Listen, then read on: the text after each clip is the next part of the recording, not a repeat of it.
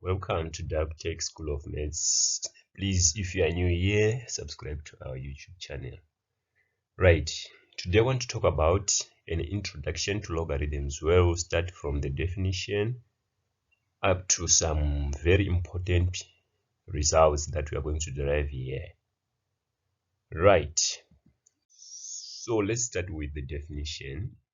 The logarithm n of a number a to a given base x is the power to which the base x is raised to give that number a. So we can use this definition to express a number that is given in logarithm as a number in index form. Right.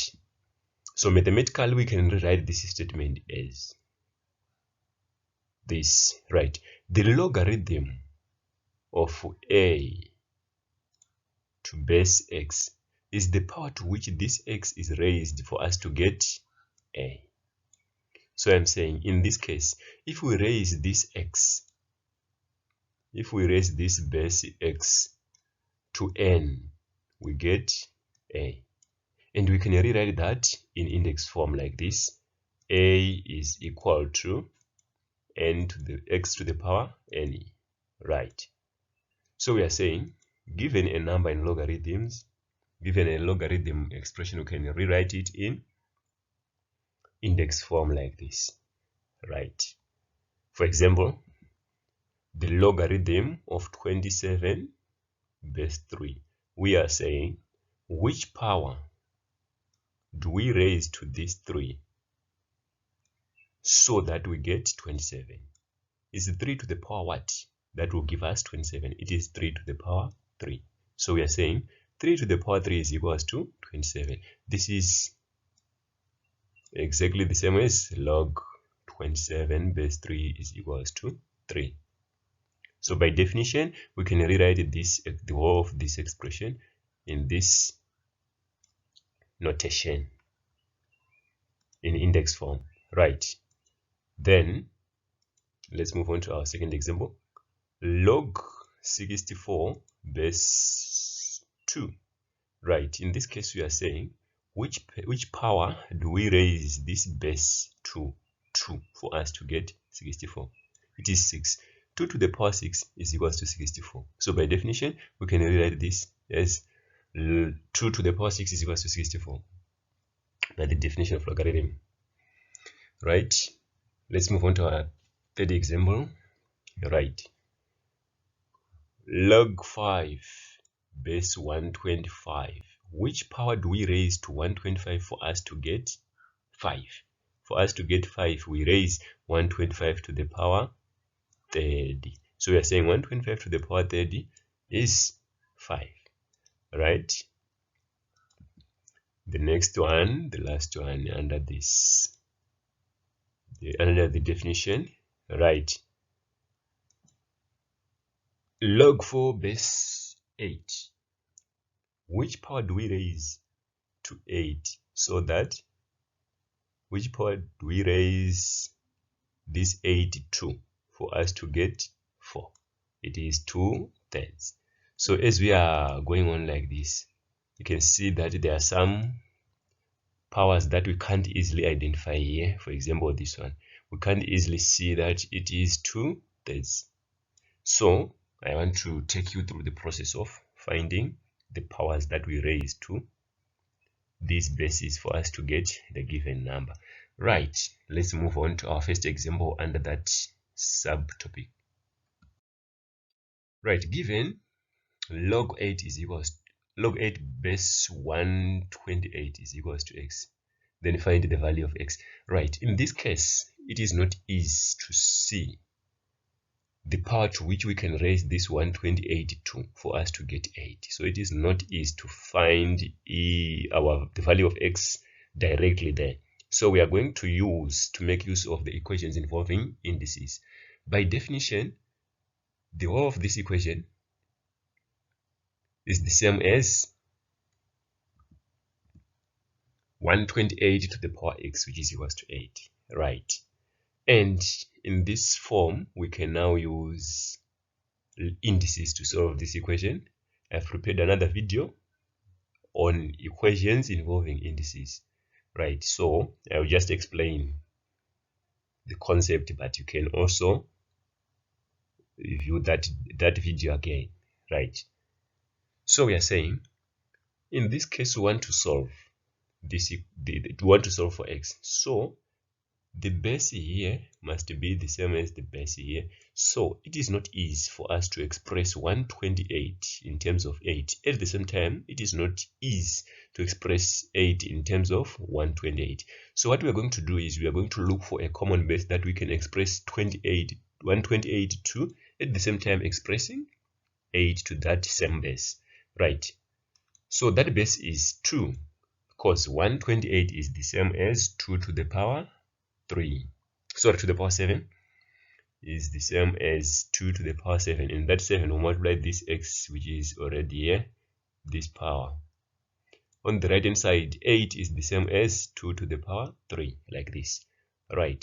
So since we have now a single term on the left hand side, a single term on the right hand side, in which the bases are the same, we can now safely equate the powers, right? So 7x is equal to 3, like this. Then solving for x, we divide both sides by 7, and we find out that x is equal to 7 into 3, which is 3 over 7, right? Like this. So we are saying, in short, log 8 base 128 is equal to 3 over 7. Right, let's move on to our second example where we are evaluating this one. So we are going to let the whole of this one be equal to x or m, just equate it to, let it be an unknown, right? So let this one be equal to x, the whole of this log 1/3 base 243. Let this one be equal to x, like this, right? By the definition of logarithms, this is the same as 243 to the power x, which is equal to 1/3, like this, right? Likewise, we want to express this one in terms of a common base, as well as this one in terms of a common base, right? So the common base that we can use here is 3. 243 is the same as 3 to the power 5, like this, and that 5 will multiply this x. Then 1/3 is the same as 3 to the power minus 1. Since we now have a single base on the left hand side, a single base on the right hand side, and the bases are the same, we can now safely equate the powers. So equating the powers there,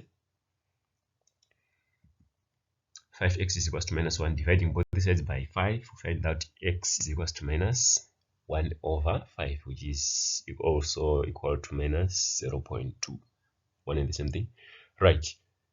So we are saying log 1/3 base 243 is equivalent to minus 1 over 5, like this, right? Let's move on to our third example.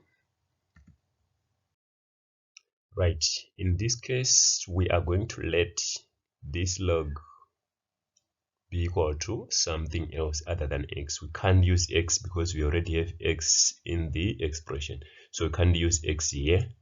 So we are going to let this one be equal to m, like this, right? Then from there, by the definition, this base to the power m will give us x to the 10, y to the minus 6, like this, right? Then from there, this one is in form of a fraction, so I also have to express this one in similar form, in such a way that I will be able to compare the bases. I will be able to equate the powers if the bases are the same. So by the laws of indices, I can express y to the power minus 6 in the form 1 over y to the power 6 to get rid of this negative sign. To get rid of this negative sign in the power here, I can take that one into the denominator according to the laws of indices. So I will rewrite this as x to the power 10 over y to the power 6, like this. Right, if you look at these two, they are almost the same, but on the left hand side, y is in the numerator, x is in the denominator. On the right hand side, the reverse is true. X is in the numerator, whilst y is in the denominator. So I have to invert one side. So it is very easy to invert the right hand side. Inverting the right hand side, for this y to the power 6 to be in the numerator, I have to raise the whole of this one to the power minus 1. If I raise the whole of this fraction to the power minus 1, then the denominator will be the numerator will be the denominator, like this. Right. Now, this is y in the numerator, y in the numerator, x in the denominator, x in the denominator on both sides. Right.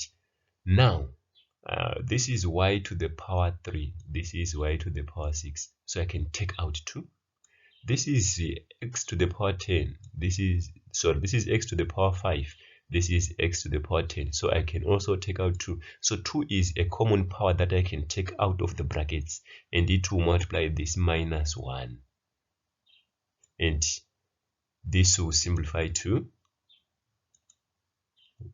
y to the 3 over x to the 5, all to the power minus 2. Right. Then if you look at these two, the bases are now the same.